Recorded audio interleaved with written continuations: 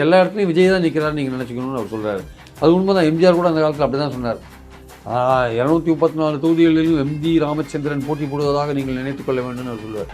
மதுரை கிழக்கு வேட்பாளர் விஜய், மதுரை மேற்கு வேட்பாளர் விஜய், மதுரை மத்தி வேட்பாளர் விஜய், மதுரை தெற்கு வேட்பாளர் விஜய், மதுரை வடக்கு வேட்பாளர் விஜய், மேலூர் விஜய், சோழவந்தான் விஜய், திருப்பரங்குன்றம் விஜய், திருமங்கலம் விஜய், உசிலம்பட்டி விஜய். சசிகலாவுக்கும் தினகரனுக்கும் என்ன பிரச்சனை? எடப்பாடி சேர்க்க வேணான்றாரு, அமித்ஷா சேர்க்கணுன்றாரு. அப்போ அவங்க ஏதோ ஒரு கட்சி ஆரம்பித்து சேர்ந்தாங்கன்னா எடப்பாடி அவங்களை எப்படி மதிப்பார்? அப்போ எடப்பாடி முதல்வர் வரதுக்கு அவங்க பிரச்சாரம் பண்ணுவாங்களா? உங்களை அவர் மதிக்கவே மாட்டேங்கிறாரு, சேர்க்கவே மாட்டேங்கிறாரு. அவர் முதல்வர் வரதுக்கு நீங்கள் பிரச்சாரம் பண்ணுவீங்களா? இந்திய கூட்டணிக்கு போகிறது அது ஒரு பாலிடிக்ஸ் நீங்கள் பண்ணிங்கன்னா அதுலேயும் உங்களுக்கு ஆபத்து இருக்குது. பேசாமல் இருந்தாலும் உங்களுக்கு ஆபத்து இருக்குது. நீங்கள் எடப்பாடி எதிர்த்து பாலிடிக்ஸ் பண்ணி அவர்கிட்டேருந்து கட்சியை மீட்கிற ஒரு விஷயத்தை கையில் எடுத்தீங்கன்னா, அதிமுகவை தோக்கடிக்கிற ஒரு விஷயத்தை கையில் எடுத்தீங்கன்னா ஒருவேளை எடப்பாடி பயப்படலாம். அன்றைக்கே ஈரோடு கிழக்கில் ஓபிஎஸ் போட்டி போட்டிருக்கணும். அப்போ எடப்பாடி வழிக்கு வந்திருப்பார். அண்ணாமலை பேச்சை கேட்டு வித்யா பண்ணார். சசிகலாவோ ஓபிஎஸோ அவங்களுடைய பாலிடிக்ஸ் என்ன? அவங்க எதிர்காலத்தில் என்னமான்னு நினைக்கிறாங்க? உங்களோட vote bank, Mukkulathur vote bank, அது ஒரு ஓட் பேங்க். அது உங்களுக்கே ஓட்டு போடாது. எடப்பாடி யார் தோக்கடிக்கிறாங்களோ அவங்களுக்கு ஓட்டு போடாது. ஆக்சுவலாக தேர்தலுக்கு அப்புறம் தாவேகா இப்போ போய் சேர்ந்தாங்கல்ல, செங்கோட்டையன் பாதி பேர் வெளில வராங்களா நீங்கள் யோசிச்சு பார்த்துக்கோங்க.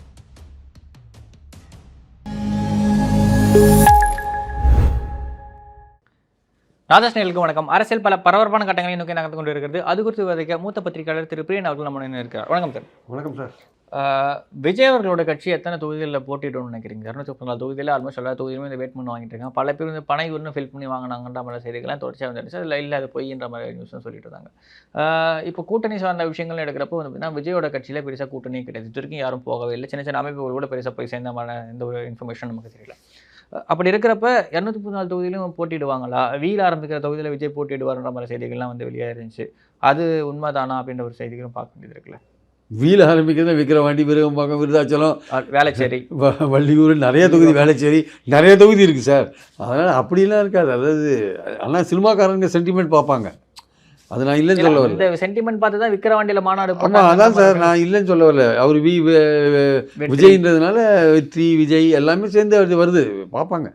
பட் அவர் அவரை பொறுத்தமட்டும் சென்னைக்குள்ளே இருக்க ஒரு இதில் போட்டி போட்டாருன்னா அவருக்கு டஃப் ஆகிடும். அவருக்கு ஆக்சுவலாக இங்கே சென்னையில் திமுகவும் நீங்கள் அவ்வளோ சீக்கிரம் நீங்கள் ரூல் அவுட் பண்ண முடியாது. திமுகவும் கடுமையான ஃபைட் கொடுக்கும் அவருக்கு ஆக்சுவலாக. அதனால் அவருக்கு அட்வான்டேஜ் விக்கிரவாண்டி அல்லது விருதாச்சலம் அந்த மாதிரி இடங்கள் தான் அவருக்கு அட்வான்டேஜ். இங்கே விருகம்பாக்கெல்லாம் போட்டி போட்டாருன்னா ரொம்ப கஷ்டப்படுவார். ஆக்சுவலாக அவருக்கு எதிரான இது நிறையா இருக்கும். சிட்டியில் போட்டி போட்டாருன்னா அவருக்கு கொஞ்சம் கடுமையாக இருக்கும். அவர் 234 தொகுதியிலும் போட்டி போடுவார்னா கண்டிப்பாக அவர் போட்டி போடுறதுக்கான வாய்ப்புகள் இருக்குது. அதாவது அவர் போடுற கேண்டிடேட்லாம் அதிமுகவுக்கு ஈக்குவலாக ஃபைட் பண்ணுவாங்களான்னா அது சொல்ல முடியாது. மேபி செங்கோட்டையன், அருண்ராஜ், ஆமாம், ஓரளவுக்கு அவங்களாம் பண்ணுவாங்களே தவிர மற்றவங்களாம் பண்ணுறதுக்கான வாய்ப்புகள் ரொம்ப கம்மி. ஏன்னா அதிமுகலாம் போட்டி போடுறவனே நல்லா செலவழிக்கணும்னு இருப்பான், தேர்தல் நுணுக்கங்கள் தெரிஞ்சவனாக இருப்பான், அவன் அந்த ஊர்லேயே அறிமுகமானவனாக இருப்பான். இவங்களை எத்தனை பேருக்கு தெரியும்? விஜயோட ரசிகர் மன்றத்தை எத்தனை பேருக்கு தெரியும்? ஒரு பார்லிமெண்ட் ஒரு அசம்பிளி கான்ஸ்டியூன்சியில் அந்த ஊரில் வேணால் தெரியுமே தவிர ஒட்டுமொத்தமாக தெரியுமா? தெரிஞ்சிருக்காரு. அங்கே ஒருத்தர் 2 பேர் தெரிஞ்சிருக்காரு. தெரிஞ்சவங்க ஒருத்தர் 2 பேர் இருப்பாங்க. பட் அதே மாதிரி அப்படி திமுகவில் அப்படி இருக்க மாட்டாங்க. திமுகவில் ஒரு மாவட்ட செயலாளர்னா மாவட்டம் முழுக்க நல்லா தெரிஞ்சவராக இருப்பார். அதுக்கு ஒன்றிய செயலாளர்னா குறைஞ்சபட்சம் எல்லா ஒன்றியத்தில் எல்லாரையும் தெரிஞ்சவராக இருப்பார். இவங்க இன்னும் ஒரு 2-3 எலெக்ஷன் 4 எலெக்ஷன் போனால் தான் இவங்களை பற்றி எல்லாருக்குமே தெரியும். இது முதல் எலெக்ஷன் இருக்கிறதுனால அந்தளவுக்கு ஒரு பாப்புலாரிட்டி உள்ளவங்களாம் இருக்க மாட்டாங்க. அதனால் கேண்டிடேட் போடலாம், எஃபெக்டிவான கேண்டிடேட் போடுறாருன்னு தான் டவுட்டு. ஆனால் அவர் என்ன சொல்கிறாரு? எல்லா இடத்துலையும் விஜய் தான் நிற்கிறாரு நீங்கள் நினச்சிக்கணும்னு அவர் சொல்கிறாரு. அது உண்மை தான். எம்ஜிஆர் கூட அந்த காலத்தில் அப்படி தான் சொன்னார். 234 தொகுதிகளிலும் எம்ஜி ராமச்சந்திரன் போட்டி போடுவதாக நீங்கள் நினைத்துக் கொள்ள வேண்டும்னு அவர் சொல்லுவார். அதனால் இப்போது நினைக்கலாம். பட் ஆனால் மக்கள் விஜய் எத்தனை இடத்துக்கு போக முடியும் சொல்லுங்கள்?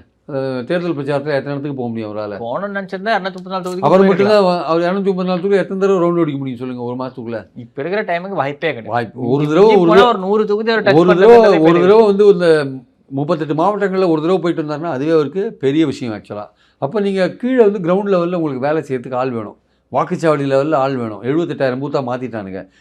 கீழே வேலை வேணும். கீழே 78,000 பூத்தில் ஆளுங்க யாருக்கு இருக்குது?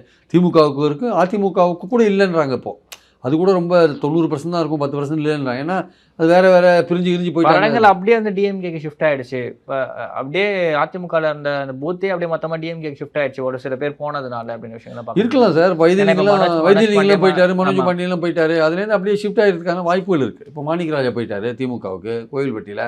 நிச்சயமாக பல ஓட்டுச்சாவடியில் பிரச்சனை வரும் அதிமுகவுக்கு. அமமுகவுக்குலாம் பிரச்சனை வரும். அமமுகவுக்குலாம் அதிமுகவுக்குலாம் பிரச்சனை வரதான் செய்யும் அங்கெல்லாம். இப்போ திமுகவுக்கு அட்வான்டேஜ் தானே அதெல்லாம். ஸோ அதனால் வந்து விஜயுடைய கட்சி ஒன்று விஜய் செல்வாக்கு அவருக்கு ஓட்டு வாங்கி தரணும். அவருடைய கீழே இருக்கிற கட்டுமானம் அவருக்கு இருக்கா, பலமாக இருக்கான்னா அதிமுக மாதிரி இன்னும் அவங்க கட்டுமானங்களை 78,000 பூத்துலேயும் அமைச்சிருப்பாங்களான்னா அவங்க சொல்லலாம். பட் எனக்கு தெரிஞ்சு அது மாதிரி இருக்கிற மாதிரி தெரியல. இல்லை ஆதவர்ஜனா சொல்கிறாரு, இவங்க யாருக்கும் வந்து எலெக்ஷன் புதுசு கிடையாது, எல்லாரும் நாங்கள் புதுசுன்னு சொல்கிறாங்க. இவங்க ஆல்ரெடி அதிமுகவில் வேலை பார்த்தவங்கன்னா வந்து இப்போ எங்கள் கட்சி அப்படிலாம் அதிமுகவில் வேலை பார்த்தவங்களாம் இங்கே வரமாட்டாங்க. இவங்கெல்லாம் ரசிகர்களாக இருந்தவங்க வந்திருக்காங்க, அவ்வளோதான், வேற ஒன்றும் கிடையாது.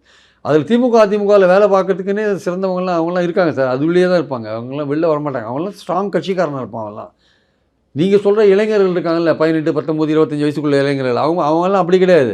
அவங்களாம் 40, 45, 50 வயசு உள்ளவனா இருப்பான், 55, 60 வயசு உள்ளவனா இருப்பான். அவங்களாம் பல தேர்தலாக அங்கே வந்து பூத்தில் பார்த்துட்டு இருப்பான். அவனா வந்து விஜய் கட்சிக்கெலாம் போக மாட்டான். இவன் புதுசாக இருக்கிறவன், ஒரு ரசிகனாக இருக்கிறவன், 18 வயசு ரசிகராக இருக்கணும். அப்போ தான் வந்து பூத்துனா என்னன்னு தெரியும், எங்கடா இது ஓட்டர் லிஸ்ட் யார்கிட்ட கிடைக்கும், எத்தனை காப்பி கிடைக்கும், ஃபார்ம் 17 என்ன, ஃபார்ம் 16 என்ன, அப்போல்லாம் யாருக்கு தெரியும்? அதெல்லாம் தெரிஞ்சுக்கணும்ல. முதல்ல மாக் போல் எப்படி நடத்துவாங்க, மாக் போல் நடத்துறதுல என்னென்ன பிரச்சனை இருக்குது, மாக் போலில் என்ன மாதிரி பார்க்கணும், நம்ம எல்லாம் இருக்குல்ல. கடைசி அரை மணி நேரத்தில் என்ன நடக்கும் ஓட்டுச்சாவடியில், இதெல்லாம் தெரிஞ்சுக்கணும்ல. அப்புறம் உள்ளே இருக்கிறவன் மெசேஜ் அனுப்பணும். எந்த வீட்டில் யார் இன்னும் வராத இருக்கான், அவனை போய் பிடிச்சினுவான்னு மெசேஜ் அனுப்பணும். அவனை போய் அவங்க ஆளுங்க பிடிச்சின்னு வருவாங்க. இந்த ஓட்டு வரல, போய் பாரு, அவனை போய் பாருன்னு உள்ளேருந்து மெசேஜ் வரும். அதை போய் உடனே வெளிலேருந்து கூப்பிட்டு வந்து ஆளை உள்ள தள்ளணும். இந்த கோஆர்டினேஷன் இருக்குல்ல, இதெல்லாம் வந்து அவங்க திமுகவுக்கு பழக்கமான ஒன்று. ஆக்சுவலாக விஜய்க்கு அது மாதிரி இருப்பான்னு சொல்ல முடியாது. அதனால் அவங்க ரொம்ப கஷ்டப்படுவாங்க. ஆனால் இதில் என்னன்னா நாம் தமிழருக்கு அந்த மாதிரி கட்டுமானம் கிடையாது. இருந்தாலும் ஓரளவுக்கு நாம் தமிழர் கட்சிக்கு ஓரளவுக்கு ஆனால் அவருக்கு அந்த ஓட்டு விழுந்திருக்கு. அவருக்கு அந்த கட்டுமானம் இல்லாதே பல தொகுதிகளில் அவருக்கு வாக்குச்சாவடியில் ஓட்டு விழுந்திருக்கிறது உண்மை. இவருக்கு விஜய்க்கு ஓட்டு விழுமான்றதை பொறுத்து இருந்தால் பார்க்கணும். Okay sir. இதில் வந்து பார்த்தீங்கன்னா அமமுகவை சேர்ந்த ஜீவிதா நாச்சியார் அப்படின்ற ஒருத்தவங்க வந்து பார்த்தீங்கன்னா சமீபத்தில் வந்து அமமுகவோட விருப்ப மனுலாம் வாங்கிட்டு ஃபோட்டோ கிட்டலாம் போட்டிருந்தாங்க, போய் வாங்கியிருக்கேன். சசிகலா அவர்களை போய் சந்திச்சாங்க, கட்சியை விட்டவர் நீக்கிட்டார். சசிகலாவுக்கும் தினகரனுக்கும் என்ன பிரச்சனை ஒரு கேள்வி? அவங்களுக்கு குடும்ப பிரச்சனையாக இருக்கலாம் சார். அவங்க ஒருத்தர் சந்திச்சே ரொம்ப நல்லா இருக்குதுன்னு நினைக்கிறேன். சசிகலா அவங்களுக்கு ஏதோ குடும்ப பிரச்சனை, அவங்க சந்திக்காத இருக்காங்க. அவங்க 3 பேருக்குள்ள ஒரே பிரச்சனைனா எடப்பாடி எதிர்த்து அவங்க பாலிடிக்ஸ் பண்ணணும் அவங்க. ஆக்சுவலாக இதில் வந்து தினகரன் வந்து இப்போ காம்ப்ரமைஸ் ஆகிட்டார். அது பாஜகவுடைய ப்ரெஷரில் காம்ப்ரமைஸ் ஆகிட்டார். இப்போ இவங்க 2 பேரும் காம்ப்ரமைஸ் ஆவாங்களா மாட்டாங்களான்றதான் பாயிண்ட். தனி கட்சி ஆரம்பிக்க போகிறாங்க. தனி கட்சி ஆரம்பிச்சு என்ன பிரயோஜனம் சொல்லுங்கள்? ஆரம்பிச்சு எங்கே போவாங்க? தனித்து போட்டிடுவாங்களா? தனித்து போட்டிட்டா வந்து ஏடிஎம்கே ஸ்பாயில் பண்ணலாம். அவங்களுக்கு இப்போ அவங்க தீர்மானிக்கணும், ஃபோக்கஸ் என்னன்னு தீர்மானிக்கணும். எடப்பாடி உங்களை வந்து சேர்க்க மாட்டேன்றார் கட்சிக்குள்ளே. ஆனால் நீங்கள் வந்து அதிமுக ஒன்றுபடணும், வலிமையானும்னு சொல்கிறீங்க. அதை எடப்பாடி கேட்க மாட்டேங்கிறார். நீங்கள் இல்லாதே எனக்கு ஒன்றும் கவலை இல்லைன்றார். ஆனால் அமித்ஷா என்ன நினைக்கிறாரு, இவங்க 2 பேரும் எப்படியாவது தேசிய ஜனநாயக முன்னணி கொண்டு வந்துடணும், அப்போ தான் ஓட்டு பிரியாத இருக்கும் அப்படின்னு நினைக்கிறாரு. அப்போது எடப்பாடி சேர்க்க வேணான்றாரு, அமித்ஷா சேர்க்கணுன்றாரு. அப்போ அவங்க ஏதோ ஒரு கட்சி ஆரம்பித்து சேர்ந்தாங்கன்னா எடப்பாடி அவங்களை எப்படி மதிப்பார்? அப்போ எடப்பாடி முதல்வர் வரத்துக்கு அவங்க பிரச்சாரம் பண்ணுவாங்களா? உங்களை அவர் மதிக்கவே மாட்டேங்கிறாரு, சேர்க்கவே மாட்டேங்கிறாரு. அவர் முதல்வர் வரத்துக்கு நீங்கள் பிரச்சாரம் பண்ணுவீங்களா? அப்போ நீங்கள் ஒரு தெளிவான ஒரு திட்டத்தை வகுங்க. எங்களுக்கு எடப்பாடி அவர்கிட்டருந்து கட்சியை பறிமுதல் பண்ணணும், அவர் கட்சியை வந்து அவர்கிட்ட பிடுங்கணும். அவர் எங்களை சேர்க்க மாட்டேன்றார், கட்சியை ஒன்றுபடுத்த மாட்டேன்றார், அம்மா ஆட்சி அமைக்கிறதுக்கு அவர் வந்து ஒத்துழைக்க மாட்டேன்றார். அதனால் நாங்கள் வந்து அவர் எழுத்து போட்டி போட்டு அவர் தோக்கடிச்சு கட்சியை நாங்கள் கைப்பற்றுறோம் அப்படின்ற முடிவுக்கு நீங்கள் வாங்க. இல்லை அது நாங்கள் பண்ண முடியாதுன்னா நீங்கள் பாஜக சொல்கிற மாதிரி ஒன்று அமைதியாக இருங்க, இல்லாட்டி ஒரு அமைப்பு ஆரம்பித்து தேசிய ஜனநாயக முன்னணியில் போயிட்டு எடப்பாடி முதல்வர்னு பிரச்சாரம் பண்ணுங்க. எடப்பாடி முதல்வர் ஆகிட்டாருன்னா அப்புறம் நீங்கள் உங்கள் அரசியல் அதோட காலி. அப்போ நீங்கள் தான் முடிவு எடுக்கணுமே. எடப்பாடி எதிர்த்து அவரை வந்து நீங்கள் வழி கொண்டுறது உங்கள் பாலிடிக்ஸா, இல்லை நம்ம அமித்ஷா பிரச்சனை எடுத்து நம்ம அமைதியாக இருக்கிறது, அல்லது என்டிஏ கூட்டணிக்கு போகிறது, அது ஒரு பாலிடிக்ஸ் நீங்கள் பண்ணிங்கன்னா அதுலேயும் உங்களுக்கு ஆபத்து இருக்குது. பேசாமல் இருந்தாலும் உங்களுக்கு ஆபத்து இருக்குது. நீங்கள் எடப்பாடி எதிர்த்து பாலிடிக்ஸ் பண்ணி அவர்கிட்டேருந்து கட்சியை மீட்கிற ஒரு விஷயத்தை கையில் எடுத்தீங்கன்னா, அதிமுகவை தோக்கடிக்கிற ஒரு விஷயத்தை கையில் எடுத்தீங்கன்னா, ஒருவேளை எடப்பாடி பயப்படலாம், அந்த இடத்துல பயப்படலாம். அதை நீங்கள் பண்ணினீங்கன்னா அவர் பயப்படலாம். அன்றைக்கே ஈரோடு கிழக்கில் வந்து ஓபிஎஸ் போட்டி போட்டுக்கணும். அப்போ வந்து எடப்பாடி வழிக்கு வந்திருப்பார். அண்ணாமலை பேச்சை கேட்டு வித்யா பண்ணார் அவர். இப்போ அண்ணாமலையும் திருப்பி பாலிடிக்ஸ்குள்ளே வராருன்ற மாதிரி செய்திகள் பார்க்க முடியுது. ஆர்எஸ்எஸ் ரேட்ஸ் எல்லாம் மீட் பண்ணியிருக்காரு, அப்படி செய்தி பாலிடிக்ஸ் பார்க்க முடியுது. இப்போ இவங்கெல்லாம் சேர்ந்து எடப்பாடியை ஜெயிக்க வைப்பாங்கன்னு ஒரு கேள்வி இருக்குல்ல. ஏன்னா ஓபிஎஸ், டிடிவி, சசிகலா அவர்களாகட்டும் சரி, அண்ணாமலை ஆகட்டும், எல்லாருக்குமே ஒரு காமன் எதிரியா யாருன்னு பார்த்தீங்கன்னா திமுகன்னு கேட்டால் அதுக்கு முன்னாடி வந்து டாப்ல வந்து எடப்பாடி தான் இருக்காரு. எடப்பாடி ஜெயிக்கிறதுக்கு கூட இருக்கிறவங்களும் இவ்வளோ பேர் வந்து பிரச்சனையா இவங்களுக்கு பிரச்சனை எப்படி இருக்குன்னா, எடப்பாடி பிடிக்கல, எடப்பாடி அமைதியாக ஜாலியாக உட்காந்துருக்காரு. அவர் என்ன நினைக்கிறாரு, தன் டேபிளில் அறுசுவை உணவுலாம் கொண்டாந்து போட்டுருவாங்க எல்லாரும், நம்ம சாப்பிட்டுலாம் நினைக்கிறார். பாஜக எல்லாத்தையும் கொண்டு வச்சிருன்னு நினைக்கிறார். பாஜக தினகரனை கொண்டு வச்சிருச்சு, பாஜக பாமக அன்புமணியை கொண்டு வச்சிருச்சு. அது மாதிரி வந்து ஓபிஎஸ்ஸை சைலண்ட் பண்ணிடும், சசிகலாவை சைலண்ட் பண்ணிடும் அப்படின்னு அவர் நினைக்கிறார். நமக்கு எல்லா வசதியும் பாஜக பண்ணி கொடுத்துடணும். அது சும்மாவை பண்ணும் பாஜக. நீங்கள் அவருக்கு பின்னாடி என்னென்ன பண்ணணுமோ அதுக்கு முன்னாடி அட்வான்ஸாக பண்ணுறாங்க. அப்புறம் நீங்கள் எப்படி இருக்கணும்னு அவங்க தீர்மானிப்பாங்க அவங்கள. ஸோ அது ஒரு பக்கம் இருக்கட்டும். அதனால் நம்மளுடைய பாலிடிக்ஸ் என்னென்னா வந்து, நம்ம நினைக்கிறது என்னென்னா வந்து, சசிகலாவோ ஓபிஎஸ்ஸோ அவங்களுடைய பாலிடிக்ஸ் என்ன, அவங்க எதிர்காலத்தில் என்னமானு நினைக்கிறாங்க, அவங்க பாலிடிக்ஸில் இருக்க போகிறது இல்லையா, இல்லை இருக்க விரும்புகிறாங்களா? நீங்கள் எடப்பாடி பலம் பெற்றால் உங்களுக்கு அரசியல் கிடையாது. எடப்பாடி பலம் பெற்றால் அரசியல் கிடையாது. அப்போ எடப்பாடி பலம் பெறதுக்கு நீங்களே போய் உதவுவீங்களா? நீங்களே போய் உதவினீங்கன்னா உங்கள் ஓட் பேங்க் இருக்குல்ல, உங்களோட ஓட் பேங்க், முக்கோணத்தோர் ஓட் பேங்க், அது ஒரு ஓட் பேங்க், அது உங்களுக்கே ஓட்டு போடாது. எடப்பாடி யார் தோக்கடிக்கிறாங்களோ அவங்களுக்கு ஓட்டு போடாது ஆக்சுவலாக. அதனால் நீங்கள் தீர்மானிங்க. இங்கே உங்கள் ஓட் பேங்க் என்ன நினைக்குது, எடப்பாடியை வந்து எதிரியாக நினைக்குது. கட்டமைச்சது இவங்க தானே, கட்டமைச்சது எடப்பாடி எதிரின்னு கட்டமைச்சிட்டு நீங்கள் தினகரன் அங்கே போயிட்டாரு.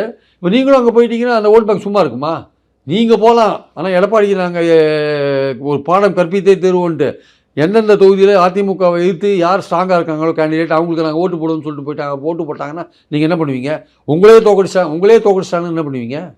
நீங்கள் பண்ணது சரியில்லை, நீங்கள் அங்கே போய் சேர்ந்தது சரியில்லை, எடப்பாடி ஆதரிக்கிறது சரியில்லை, நீங்கள் பாஜகவுடைய ப்ரெஷருக்காக போனது சரியில்லை. இல்லை, நீங்கள் தனியாக 2 பேரும் சேர்ந்து ஒரு கட்சி அமைங்க, எங்கெங்கே அதிமுக போட்டி போடுதோ அங்கெல்லாம் எடப்பாடியை தோக்கடிங்க. அப்போ வர ஒரு வழிக்கு ஒரு வர பார்க்கலாம் பின்னாடி. அப்படி ட்ரை பண்ணுங்கள். எது நீங்கள் ஃபோக்கஸ் இருக்கணும். ஃபோக்கஸ் இல்லாமல் நீங்கள் பிளாங்காக போயிருந்தீங்க வச்சுக்கோங்களேன், நீங்கள் மற்றவங்களுக்கான உபயோகமாக இருப்பீங்களே தவிர உங்களோட அரசியல் எதிர்கால அரசியல் பாழாயிடும். Okay sir. அதேமாதிரி விசிகாவோட பாலிடிக்ஸ்னு பார்த்தீங்கன்னா ஆப்போசிட் டு பாமகன்ற மாதிரி விஷயங்கள் தொடர்ச்சியான விஷயங்கள் ஓடிக்கிட்டே இருக்குது. இப்போ விசிகாவுக்கு எத்தனை சீட்டுகள் வரைக்கும் திமுக தரதுக்கான வாய்ப்பு இருக்குது? ஆல்ரெடி வாங்கின சீட்டே கொடுப்பாங்களா? ஏன்னா இந்த தொகுதிகள்லேருந்து பல இடங்களில் போன வாட்டி வந்து பார்த்திங்கன்னா வன்னி அரசும் கௌதம சன்னா அவர்களும் வந்து பார்த்திங்கன்னா கூட இருந்த திமுக காரங்க வேலை பார்க்கறதுனால தான் தோற்றுன்ற மாதிரி விஷயங்கள் அதிருப்தியை வெளிப்படுத்துதான். அந்த மாதிரியான சம்பவங்கள் திருப்பி நடக்கிறதுக்கான வாய்ப்பு இருக்கான்ற ஒரு கேள்வி. இல்லை, அது சார் கொஞ்சம் உங்களுக்கு பிசிகா போட்டி போடுற இடத்துல வந்து சில சிக்கல்கள்லாம் இருக்குது சார். அதாவது வந்து கட்சிக்காரன் வந்து வேறு ஜாதி கட்சிக்காரன் வச்சுக்கோங்களேன், ஒரு முன்னேறிய இடைநிலை ஜாதி வச்சுக்கோங்க, அந்த கட்சிக்காரன் வேலை செய்ய மாட்டான் தான். அதான் விசிகா சொல்கிற விஷயம். திமுக எதிராக விசிகா சொல்கிற விஷயம் அதுதான். அதான் சொல்கிற விஷயம். திமுக எதிராக விசிகா சொல்கிற விஷயம்னா அந்த இடைநிலை ஜாதி எங்களுக்கு வேலை செய்ய மாட்டேன்றான், தனி தொகுதியாக வேலை செய்ய மாட்டேன்னா சொல்கிறாங்க. அதில் ஓரளவுக்கு உண்மை இருக்கலாம், இல்லைன்னு சொல்லலாம். ஆனால் அதே மாரி தான் வந்து 4 பேர் வின் பண்ணியிருக்காங்க. 4 பேர் 2 பேர் பொது தொகுதியில் பாலாஜியெல்லாம் பொது தொகுதியில் திருப்பூர்லையும் நாகப்பட்டினம். ஆமாம், அவங்களாம் வின் பண்ணியிருக்காங்க. ஸோ அதெல்லாம் வந்து பாயிண்ட் என்னென்னா வந்து ஆலூர் ஷானவாஸ் கூட பொது தொகுதியில் தான் வின் பண்ணியிருக்காங்க. ஸோ அதனால் நாகப்பட்டினம். ஸோ அதனால் வந்து பாயிண்ட் என்னென்னா விசிகாவுக்கு டபுள் டிஜிட்டில் அவங்க கேட்குறாங்க சீட்டு. சப்போஸ் தேமுதிகவுக்கு 8+1 கொடுத்தாங்க வச்சுக்கோங்களேன், அப்போ வந்து சிபிஐ, சிபிஎம், விசிகா எல்லாருக்கும் அவங்க 8 கொடுக்கறதுக்கான வாய்ப்புகள் இருக்குது. ராஜ்யசபாவும் ப்ராமிஸ் பண்ணுற மாதிரி. ஆமாம், அது ஆல்ரெடி இருக்கிறவங்க விசிகா கம்யூனிஸ்ட்லாம் கூடவே இருக்கிறாங்க. விசிகா 2 பார்லிமெண்ட் மெம்பர் இருக்காங்கல்ல, அது லோக்சபாவில் கூட்டணியில் வாங்கியிருக்காங்கல்ல, அவங்க வந்து புதுசாக வரதுனால ஒரு கூட்டணிக்கு ஸ்ட்ரென்த் சேர்க்கறதுனால அவங்களுக்கு கொடுக்குறாங்க ஒரு ராஜ்யசபா. அது கூட பரவாயில்ல. அப்போது அவங்களுக்கு 8 கொடுத்தா இவங்களுக்குலாம் 8 கொடுப்பாங்க. அது வரல, தேமுதிக வரல அப்படின்னா அப்போ வந்து இவங்களுக்கு 6லேயும் நிறுத்திடுவாங்க. காங்கிரஸும் இருக்குது அப்படின்னா 6ஓட நிறுத்திடுவாங்க. 6க்கு மேலே கொடுக்கறது ரொம்ப கஷ்டங்க. 1-2 மேலே கொடுக்கறதுக்கு வாய்ப்பு இருக்குது. தேமுதிக வந்து அதை வச்சுன்னு ஒரு 8 கொடுக்கலான்னு இருக்காங்க. தேமுதிக வராத போது கூட 1-2 ஏற்றி கொடுக்கறதுக்கான வாய்ப்புகள் இருக்குது. டபுள் டிஜிட் கொடுக்கறதுக்கான வாய்ப்புகள் ரொம்ப ரொம்ப கம்மி. அதனால் வந்து விசிகா என்ன பண்ணுவோம் நமக்கு தெரியாது. அது வந்து அதெல்லாம் தான் சீட்டு மட்டும் விஷயம் கிடையாது. சீட்டுக்காகலாம் நாங்கள் கூட்டணி விட்டு போக மாட்டோன்ற விஷயத்தை திரும்ப தொடர்ச்சியாக வந்து சொல்லியிருக்காரு. 2 சீட்டு 4 சீட்டுலாம் வந்து பல பேர் சொல்கிறாங்க. பட் அதுக்காகலாம் நாங்கள் கூட்டணி விட்டு போக மாட்டோம். எங்களுக்கும் திமுகக்கும் இருக்கிறது ஒரு கொள்கை ரீதியான ஒரு விஷயம். அந்த இடத்துல பாமக வந்தால் தான் பிரச்சனை அப்படின்ற விஷயங்களை தொடர்ச்சியாக வந்து திரும்ப சொல்லிட்டு இருக்காரு. பாமக சேர்க்கறதுல வந்து திமுகவே சேர்க்காது. நம்ம முதல்ல பேசின மாதிரி திமுகவே சேர்க்க மாட்டாங்க. நான் சும்மா கலரி விடுறாங்க. அதனால் என்ன அட்வான்டேஜ் இருக்குது திமுக அன்னைக்கு? அதனால் ஒரு அட்வான்டேஜும் கிடையாது. இப்படி விசிகாவுக்கு டபுள் டிஜிட்டில் கொடுப்பாங்கன்னா அது கொஞ்சம் சந்தேகத்துக்குரிய ஒரு விஷயமா இருக்குது. ஒரு 1-2 சீட் ஏற்றி கொடுக்கலாம். டபுள் டிஜிட்டில் கொடுப்பாங்களான்னா எனக்கு சந்தேகமாக தான் சார் இருக்குது. ஏன்னா திமுக ரொம்ப இந்த எலெக்ஷன்ஸில் ரொம்ப கேர்ஃபுல்லாக இருக்காங்க. தாங்கள் போட்டி போடுற இடங்கள் அதிகமான இடங்களாக இருக்குன்னு நினைக்கிறாங்க. அதனால் விசிகாவுக்கு அதிகமான இடங்கள்னால் ஒரு 1-2 இடங்கள் அதிகமாக கொடுக்கலாமே தவிர அவங்க நினைக்கிற மாதிரி டபுள் டிஜிட் கொடுக்க மாட்டாங்க. அதனால் திரும்பவும் வந்து போகிறதுக்கான வாய்ப்புகள் ரொம்ப கம்மி. எங்கே போவார் அவர்? வந்து தாவேகா பாஜக பி டீம்ன்றாரு. அதிமுக பாஜக கூட்டணிக்கு போக முடியாது. அப்புறம் என்ன பண்ணுவார் அவர்? அதனால் வந்து இதில் தான் கண்டினியூ பண்ணுவார். இங்கே 8 இடத்துல போட்டி போட்டாலும் 5 இடத்துல வின் பண்ணலாம்ல. அந்த வாய்ப்பு அதிமுக வந்து வெளில போகிறவங்க பாதி பேர் டிஎம்கே பக்கம் போகிறாங்க, பாதி பேர் விஜய் பக்கம் போகிறாங்க. விஜய் பக்கம் போகிறதுக்கான என்ன ஒரு ஹோப் இருக்குன்ற ஒரு கேள்வி. ஒரு ஹோப்பும் கிடையாது. அவங்களால திமுகவுக்கு போக முடியாது. திமுக வைத்தே அரசியல் பண்ணவங்க அதையும் மீறி பரவாயில்லன்னு போகிறாங்க. இப்போ ஓபிஎஸ்க்கும் அதே நிலைமை தான். திமுக வைத்து பண்ணிட்டு திமுக தீய சக்திலாம் சொல்லிட்டு நம்ம அங்கே போகிறது எப்படி இருக்குன்னு யோசிக்கிறாங்க. பட் பல பேர் போய் அங்கே நல்லா தான் இருக்காங்க. பல பேர் எவ்வளோ பேர் இது தாவேக்கால போனால் திமுகவுக்கு போக முடியாது, போனால் தெரியாது, நமக்கு அங்கே மரியாதை இருக்காதுன்னு அங்கே போகிறாங்க. தாவேக்காவுக்கு போகிறாங்க. தாவேக்கால இதோட மோசமாக இருக்கும். நீங்கள் வேணால் பாருங்கள், இப்போ எழுதி வச்சுக்கோங்க. தேர்தலுக்கு அப்புறம் தாவேக்கால இப்போ போய் சேர்ந்தாங்கல்ல, பாதி பேர் வெளில வராங்களான்னு நீங்கள் யோசிச்சு பார்த்துக்கோங்க. அதோட சக்ஸஸை பொறுத்து இருக்குது. சப்போஸ் அது ரொம்ப மோசமாக தோற்றுது, சரியாக எதிர்பார்த்த அளவுக்கு வெற்றி பெறலை அப்படின்னா அதில் போய் சேர்ந்தவங்களில் அதிமுகலேருந்து போய் சேர்ந்தாங்கல்ல, அவங்க மறுபடியும் வந்து அந்த சமயத்தில் எந்த அதிமுக பலமாக இருக்கோ அதில் போய் சேர்ந்துருவாங்க. தினகரன் அதிமுகவோ சசிகலா எது அது என்ன பலமாக இருக்கோ அப்போ எது பலமாக இருக்கோ அதில் போய் சேர்ந்துருவாங்க. ஓகே சார், திமுகவுக்கு எத்தனை சதவீதம் வரைக்கும் வெற்றி வாய்ப்புகள் இருக்கும் நம்ம எதிர்பார்க்கலாம்? திமுக ஒரு எட்ஜில் தான் சார் இருக்குது. அது ஒரு பார்டரில் தான் இருக்குது. அது வந்து ஒரு 3-5% அதிகமான வாக்கு மற்ற அதிமுக அல்லது தாவேக்காவோட அதிகமான வாக்குகள் வாங்கி வின் பண்ணுறதுக்கான வாய்ப்புகள் இருக்குது. 3-5% அதிகமான வாக்குகள். ஒரு பெரிய அந்த மார்க்கிங் பெரிய இம்ப்ரூவ்ஸிவாக பண்ணுறதுக்கான வாய்ப்பு இல்லை. ஏன்னா ஒரு பாசிட்டிவாக ஓட்டு வாங்கி வின் பண்ணுறது ரொம்ப கஷ்டம் இந்த ஒரு தேர்தல் பொறுத்த. இந்த தேர்தல் அது மாதிரி இருக்குது. அதனால் அவங்க ஒரு 5% வித்தியாசத்தில் வின் பண்ணாங்கன்னா அதுவே பெரிய விஷயம் சொல்லலாம். ஓகே சார், இவ்வளோ நேரம் ஒரு பொண்ணான நேரத்தை தேங்க்யூ. தேங்க்ஸ்.